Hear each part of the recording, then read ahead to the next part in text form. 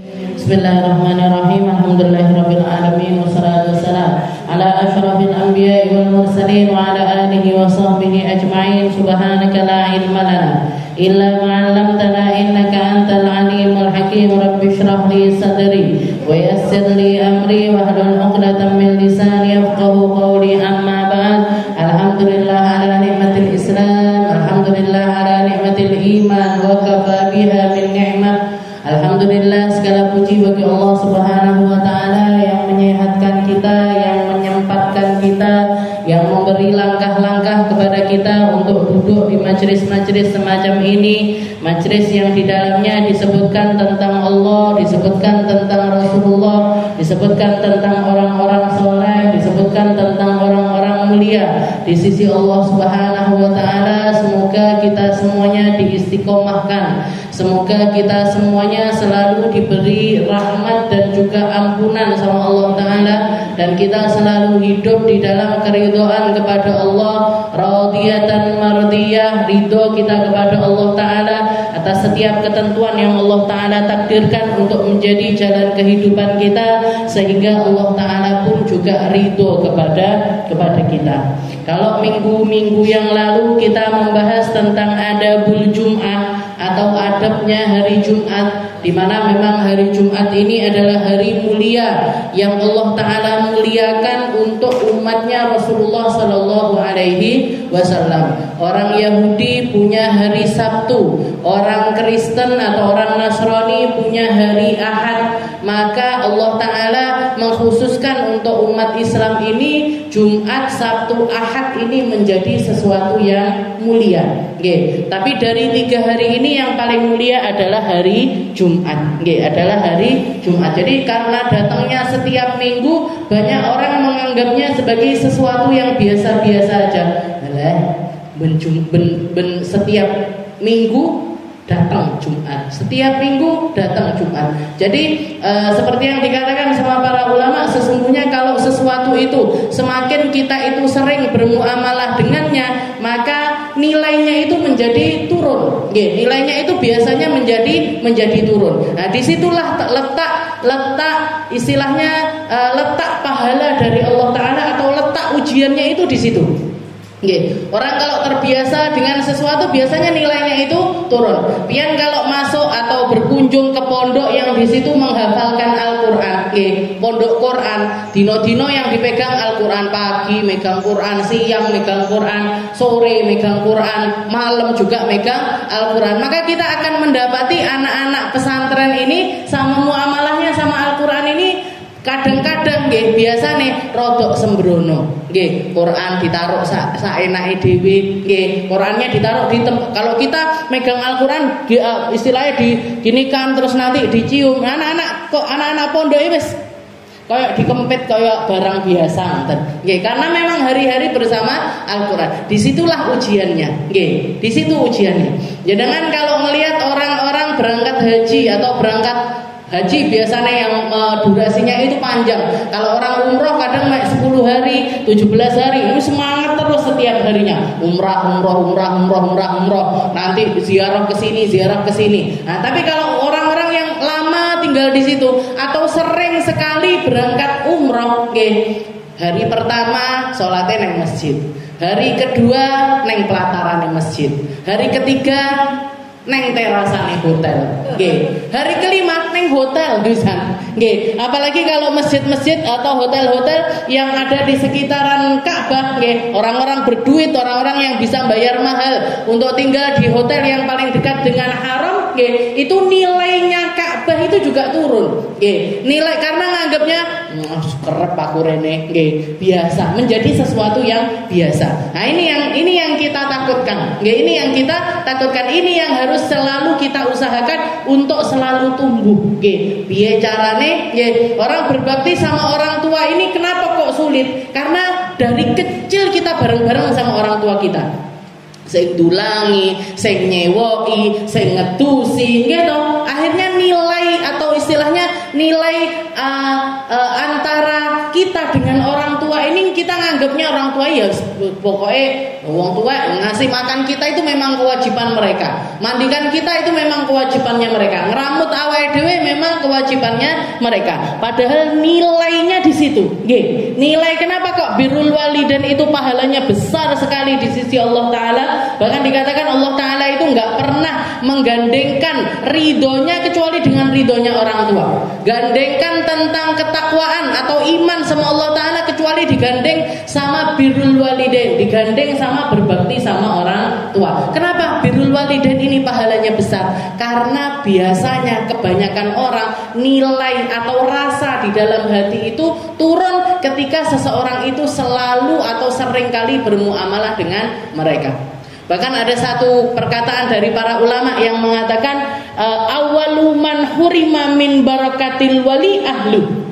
Orang yang pertama kali terhalang dari kemuliaannya seorang wali atau kekasihnya Allah Ta'ala itu adalah keluarganya sendiri.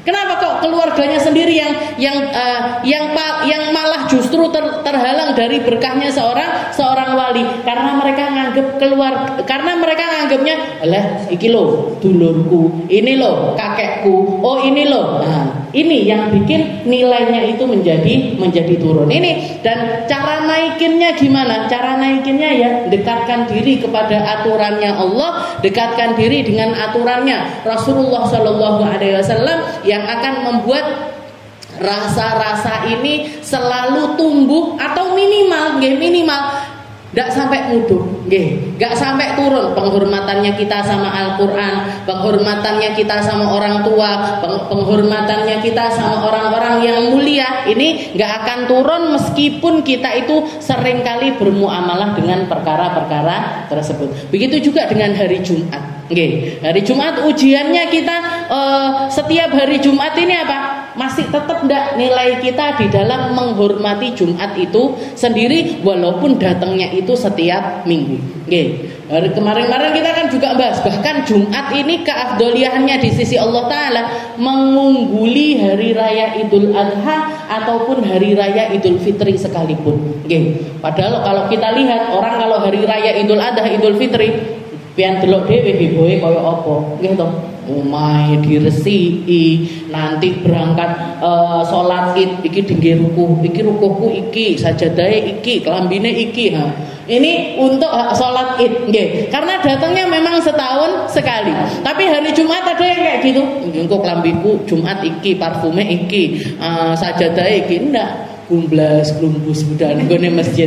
Itu yang kayak ulun ceritane nggih. Ulun dulu setiap hari Jumat mesti papasan nggih. Mau berangkat ngajar di Al Azhar itu papasan sama anak-anak kampung nggih. Kadang-kadang sik gawe seragam sekolah nggih, kadang-kadang sik gawe seragam sekolah nggih.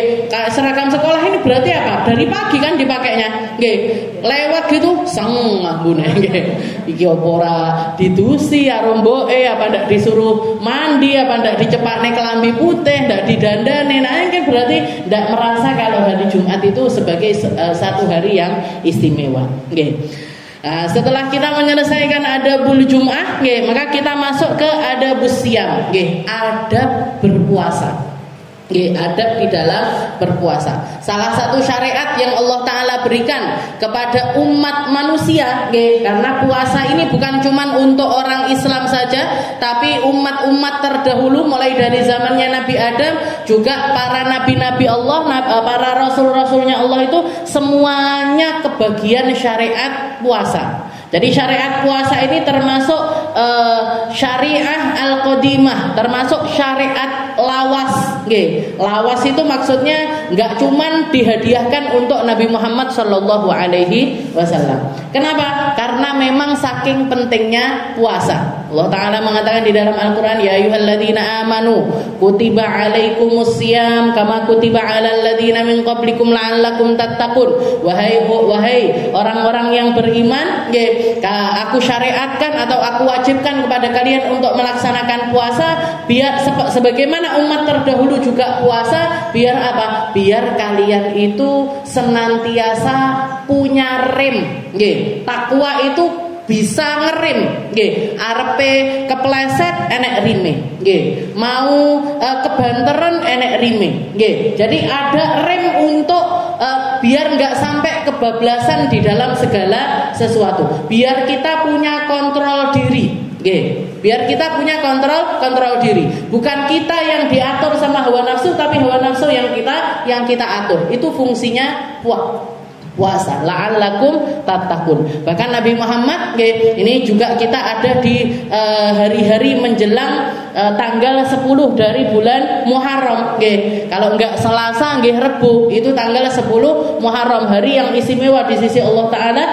Harinya biasanya kita kenal dengan nama Asyura, Asyuraan, atau Tasu'a, 9 sama 10 dari bulan Muharram. Dikatakan salah satu hadis yang diriwayatkan oleh para sahabatnya Nabi Muhammad, suatu hari ketika beliau di penghujung tahun hijrahnya beliau di negeri Madinah, beliau berkunjung ke kampungnya orang-orang Yahudi pas tanggal 10 Muharram. Ternyata orang-orang Yahudi di sana juga lagi puasa, lagi melaksanakan puasa. Ditanya sama Nabi Muhammad, lima tasumun, kenapa kalian kok puasa hari ini? Katanya mereka mengatakan, hada yaumun azim, ini adalah hari yang mulia karena Allah Taala qad naja Musa, telah menyelamatkan Nabi Musa dari kejarannya Fir'aun dengan cara dibelahkan lautan. Itu juga terjadi di hari Asyura, di tanggal 10 dari bulan Muharram. Maka katanya Nabi Muhammad, nahnu aula bi Musa. Jadi Nabi Muhammad puasa, orang Yahudi juga lagi puasa. Kami umat Islam lebih berhak atas Nabi Musa dibandingkan kalian. Kalian mengaku sebagai umatnya Nabi Musa, kalian mengaku sebagai pengikutnya Taurat, kalian mengaku sebagai pengikutnya seorang nabinya Allah Ta'ala yang mulia, tapi ternyata realitanya apa yang tertera di dalam Taurat tidak kalian amalkan secara sempurna. Apa yang enggak disempurnakan sama orang-orang Yahudi? Di dalam Taurat dijelaskan bahwasanya setelah sepeninggal dari Nabi Musa masih ada nabi-nabi yang lain yang akan menyempurnakan kitab Taurat. Tapi mereka memilih untuk enggak beriman, enggak iman sama Nabi Isa, enggak iman sama Nabi Muhammad sallallahu alaihi wasallam. Makanya Nabi Muhammad mengatakan nahnu aula bi Musa minkum. Kami lebih berhak atas Nabi Musa dibandingkan kalian. Nah, setelah itu Nabi Muhammad mengatakan, kalau misalkan tahun depan aku masih dikasih umur sama Allah Ta'ala, saya akan melaksanakan puasa Asyura ditambah dengan sehari sebelumnya atau sehari setelahnya. Biar apa? Biar nggak sama dengan puasanya orang-orang Yahudi. Biar nggak sama puasanya orang Yahudi, Nabi Muhammad niat tahun depan pengen puasa Asyura itu tapi ditambahi sehari sebelumnya. Kalau nggak bisa sehari sebelumnya, ya sehari setelahnya. Biar ada perbedaan sama orang Yahudi. Nah, tapi ternyata tahun berikutnya Rasulullah SAW sudah diwafatkan sama Allah Ta'ala. Tapi sudah punya niatan, sudah punya kerentak. Nah, makanya salah satu hal yang disunahkan kalau bulan Muharram ini, istilahnya ketika hari Asyura itu kita usahakan iso, kalau bisa, kalau lagi suci, kalau nggak lagi menstruasi, maka sebaiknya kita melaksanakan puasa sebagaimana ajarannya Nabi Muhammad Shallallahu Alaihi Wasallam. Ditambahi sehari sebelumnya atau sehari setelahnya. Nggak bisa sehari sebelumnya, ya sehari setelahnya. Kalau nggak bisa ditambahi sebelum atau setelahnya, ya udah. Yang penting Asyuranya itu kalau bisa kita puasa. Karena katanya Nabi, orang mansoma yauma Asyura, barang siapa yang puasa di hari Asyura, Allah Ta'ala akan mengampuni dosanya dia selama setahun penuh. Dosa-dosanya dia selama setahun ini dihapus sama Allah Subhanahu wa Ta'ala. Adabus siyam. Jadi Imam Ghazali mengatakan adabnya puasa, la yanbaghi an taqtasir ala siyami Ramadan. Katanya beliau, jangan sampai kamu menjadi seseorang yang ceroboh atas puasa Ramadan. Istilahnya jangan ngentengne poso Ramadan. Jangan kamu itu ngentengin puasa Ramadan. Ngeluh titik mokel, sikile kecepet mokel, kebeler tangane mokel. Nggih, iki opo nggih. Jadi istilahnya yang puasa mananya, yang sakit mananya enggak ada hubungannya tapi mokel. Nah, ini layam bagi antak tasir ala siyami Ramadan. Jadi kamu harus sangat perhatian. Jadi kalau misalkan dari sekian banyak macamnya puasa, nggih, dari sekian banyak macamnya puasa, yang paling harus kamu perhatikan adalah tentang puasa Ramadan. Kenapa? Karena puasa Ramadan ini satu-satunya puasa yang diwajibkan oleh Allah Ta'ala untuk umat Islam. Nggih. Bilangannya kalau enggak 29 hari, enggak 30 hari. Nggih. Yang lakukan itu secara penuh, nggih. Jangan menggampangkan, jangan gampang-gampang untuk istilahnya melepaskan puasa Ramadan seperti itu. Nggih. Istilahnya saya mau bepergian ke sana, istilahnya perjalanan jauh, kalau bisa puasa usahakan puasa, tetap lebih afdol puasa ketimbang kita membatalkan setelah itu mengqodoi di hari yang lainnya, meskipun dibolehkan sama Allah Ta'ala. Tapi kalau untuk puasa Ramadan ini, Imam Ghazali wanti-wanti la iso, kalau kita mampu untuk puasa tetaplah untuk berpuasa.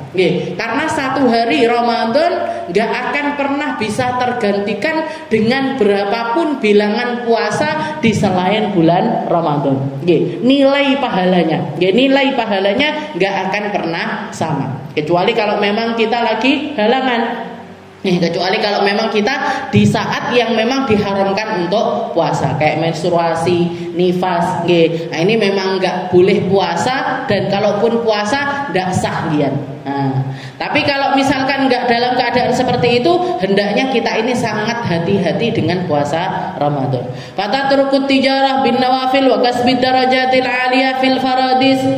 Kamu kalau misalkan kamu ini jadi orang yang gampangan dengan puasa Ramadan, kamu akan tertinggal dari bermuamalah sama Allah Ta'ala dengan puasa-puasa sunnah ataupun mendapatkan derajat-derajat tinggi di surga Firdaus. Maksudnya gini, orang kalau misalkan mereka itu sama puasa Ramadan aja gampangin, apa neh poso sunnah.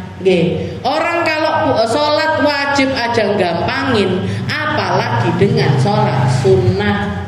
Kita nggak akan dapat kenikmatan untuk bisa menjalankan perkara-perkara yang sunnah kecuali ketika kita menyempurnakan ibadah-ibadah wajib kita.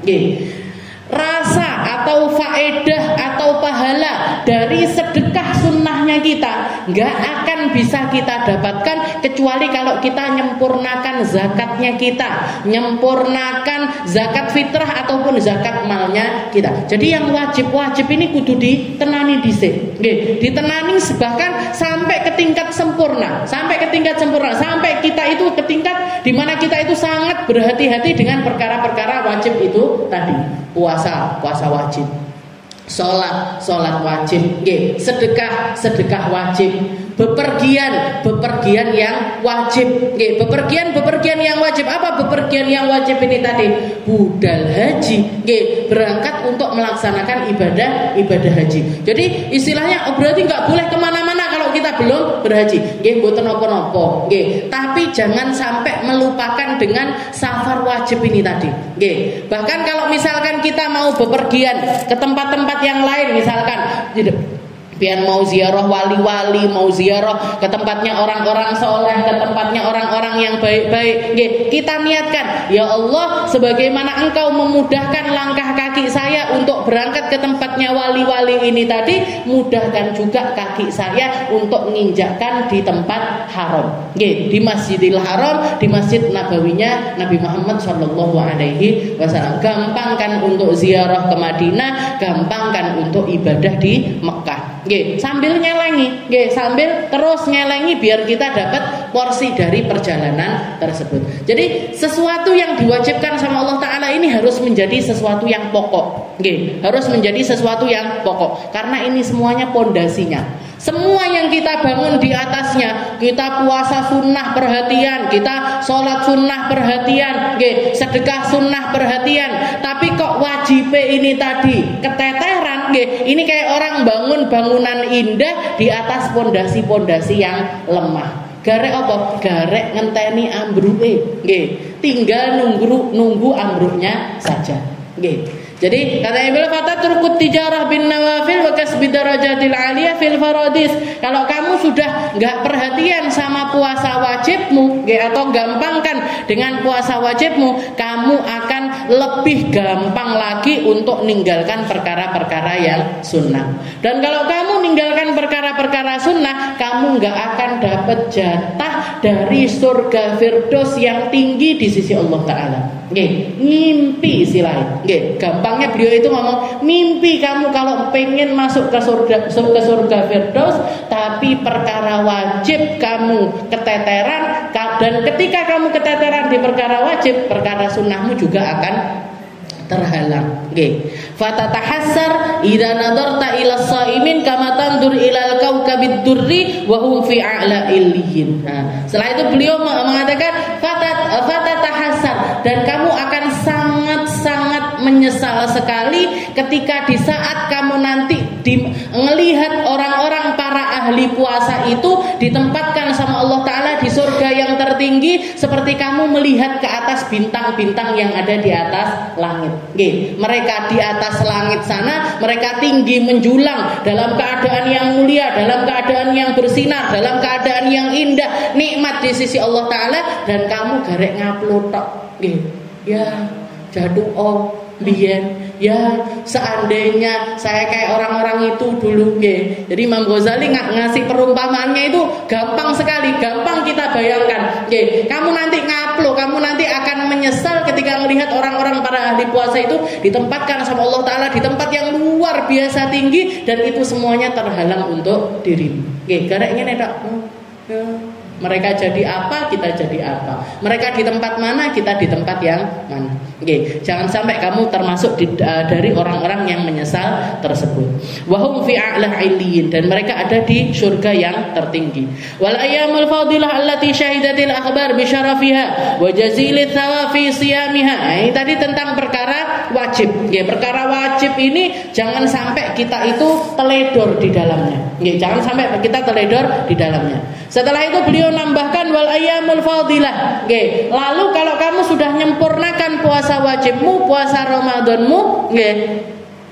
Maka setelah itu tambahilah dengan puasa-puasa di hari-hari yang istimewa di sisi Allah Ta'ala, yang telah datang kemuliaannya kepada dirimu, yang telah kamu dengar kemuliaannya lewat telinga-telingamu, entah itu dari ceramahnya para ulama ataupun dari buku-buku yang kamu baca, allati syahidatil akhbar bi syarafiha, yang memang Nabi Muhammad mengkhabarkan tentang kemuliaannya, wa jazilith thawafi siyamiha, dan besarnya pahala di dalam melaksanakannya, yaitu apa? Yaumu Arafah. Yang pertama, yang paling afdol dari semua hari, dari sekian banyak puasa sunnah, kalau ngomongin tentang harinya, yang paling afdol adalah puasa Arafah. Puasa Arafah. Bahkan puasa Arafah ini semi wajib. Hampir masuk ke wajib puasa Arafah untuk mereka-mereka yang tidak melaksanakan haji. Kalau yang lagi haji nggak sunnah puasa. Nah, kalau yang nggak sedang haji, sunnah untuk puasa agar kita lebih bisa menghadirkan keadaan orang-orang yang sedang wukuf di Arafah. Jadi Yaumu Arafah wa Yaumu Asyura, terutamanya 2 hari ini, Arafah sama Asyura. Arafah sama Asyura. Asyura yang bentar lagi akan datang, tanggal 10 Muharram. Kalau enggak hari Selasa, hari Rebu. Lek pian kemarin tanggal 1-nya Muharramnya itu hari Minggu, berarti Asyuranya Selasa. Nah, tapi kalau ikut yang Senin berarti Asyuranya Rebu. Sembarang yang pilih. Kalau mau dua-duanya monggo nggih. Nah, kalau mau dua-duanya monggo, setengah NU setengah Muhammadiyah ngono nggih. Dadi melok loro-lorone ndak apa-apa nggih. Yaumu Asyura, Yaumu Arafah, Yaumu Asyura. Bahkan sebagian ulama mengatakan kalau untuk puasa 2 hari ini, para perempuan ini yang masih punya suami, kalau misalkan untuk puasa sunnah yang lain, kita itu kalau mau puasa sunnah kan wajib untuk pamit sama suami. Suami bilang ya silahkan puasa. Suami bilang nggak boleh kamu puasa, maka nggak boleh puasa. Tapi untuk 2 hari ini oleh ngenyang, istilahnya ngenyangnya ditambah ya Allah, mosok ora oleh mek sedino tok ae, panggah tak masakne. Atau kalau ndak gitu ya Allah, pian mbok poso pisan, Arafah mek setahun pisan, Asyura mek setahun pisan, mbok poso ben sesuk gak masak aku, ben poso kabeh sak omah. Nah, dikitu kan ndak apa-apa, istilahnya untuk memotivasi semuanya agar ikut puasa di hari Arafah sama hari Asyura. Kenapa? Karena saking besarnya pahala. Karena saking besarnya pahala. Yaum Arafah wa yaum Asyura. Setelah itu rutannya mana lagi? Wal Asyrul Awal min Dzulhijjah. 10 hari pertama dari bulan Dzulhijjah. Menjelang hari raya Idul Adha. Ini sudah berlalu bagi kita. Wal ashrul awal min Dzulhijjah wal ashrul awal minal Muharram. Ini yang masih sempat ini. Ashrul awal minal Muharram. Dari mulai tanggal 1 Muharram kemarin sampai Asyura, ini juga hari-hari yang disunnahkan bagi kita untuk puasa. Wal ashrul awal minal Muharram. Kalau bisa 10-10-nya. Kalau nggak bisa ya tanggal 1 dari bulan Muharram. Kalau nggak bisa ya ini tadi Asyuranya ditambahi sehari sebelumnya. Kalau sehari sebelumnya nggak bisa, ditambahi dengan sehari setelahnya. Berarti kalau besok ini pian ngambil Selasa Rebu dianggap sebagai Asyuranya, ditambahi Senin karo Kemis. Pas Senin, Selasa, Rebu, Kemis. 4 hari puasa diniati untuk menghidupkan hari awal dari bulan Muharram. Dari bulan Muharram. Wal ashrul awal minal Muharram. Setelah itu apa? Setelah itu Rajab. Setelah itu nanti masuk bulan Rajab. Ada keafdalian untuk puasa sunnah. Wa Sya'ban. Setelah itu juga bulan Sya'ban. Bulan Sya'ban. Wa shaumul ashhuril hurum minal fadail wa hiya Dzulqa'dah wa Dzulhijjah wal Muharram wa Rajab wa wahidu fardun wa thalathatun sardun wa hadha minas sun wa hadha fi sunnah.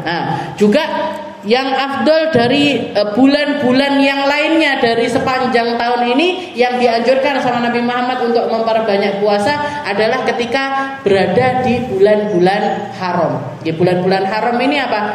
Inna iddatash syuhuri indallahi 12 syahran fi kitabillah yauma khalaqas samawati wal arda minha arba'atun hurum. Setahun itu Allah Ta'ala menetapkan 12 bulan. Hari di mana diantaranya ada hari-hari di mana Allah Ta'ala menciptakan langit dan juga bumi. Dari 12 bulan tersebut yang paling haram, yang paling mulia di sisi Allah Ta'ala ada 4 bulan.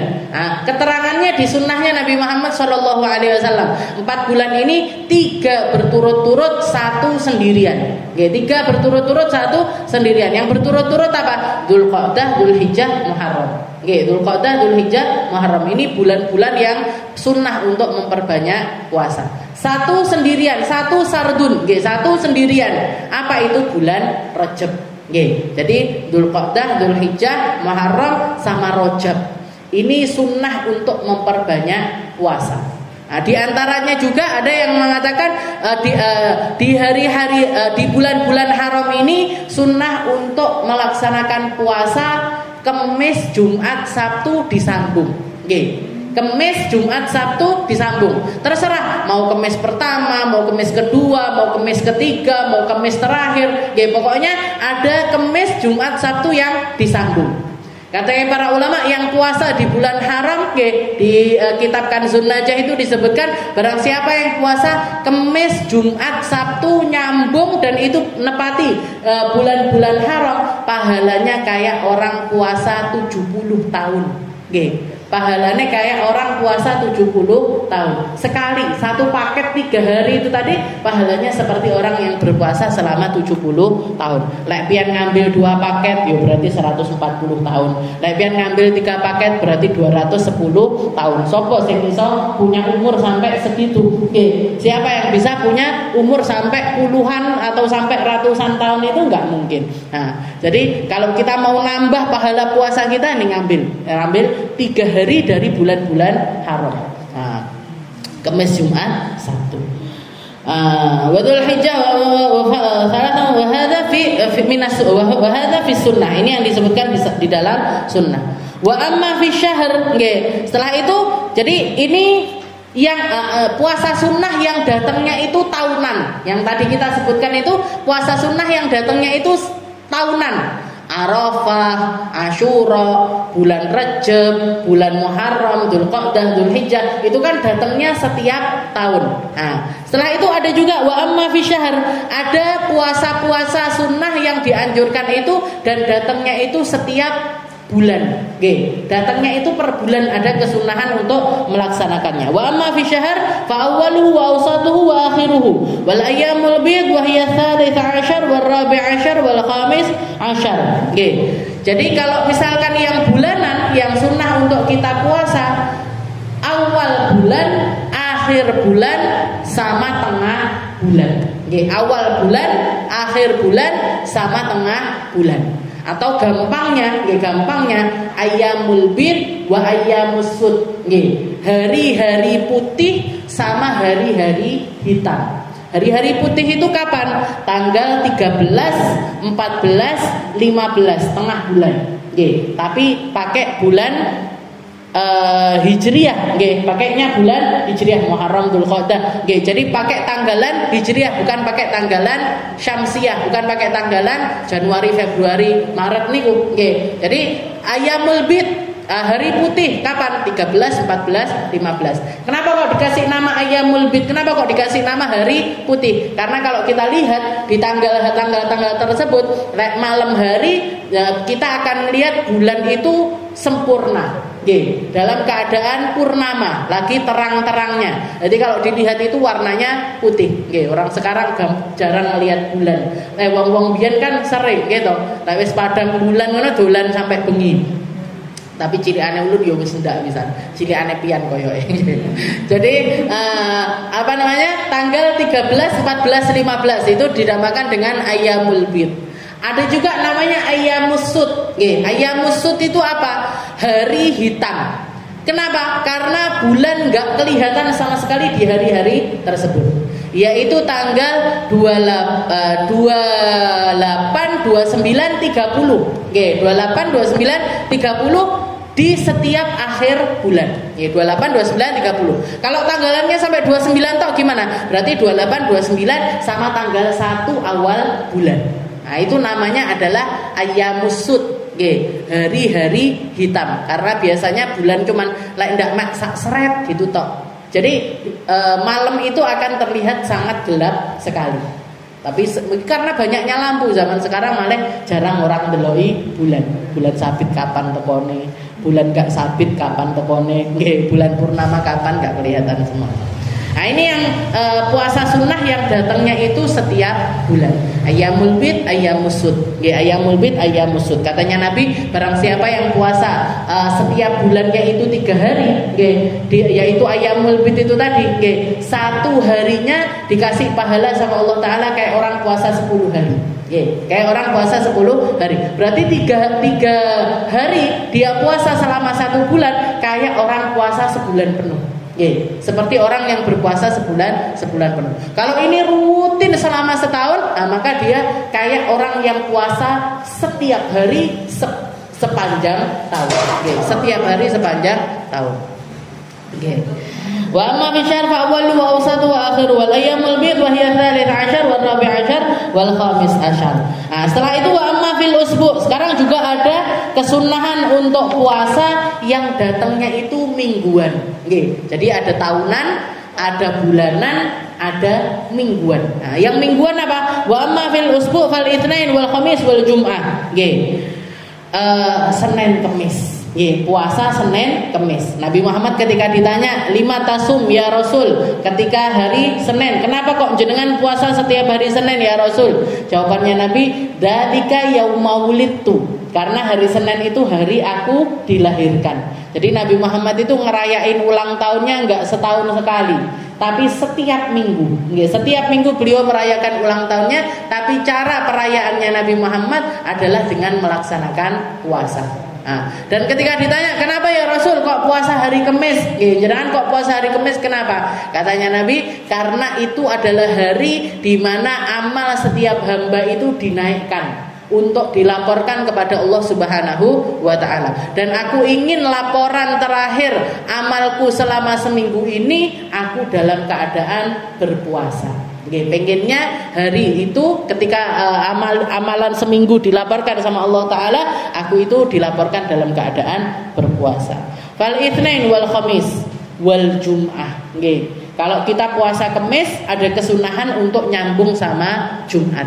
Tapi kalau enggak puasa Kamis, enggak sunnah untuk nyambung dengan Jumat.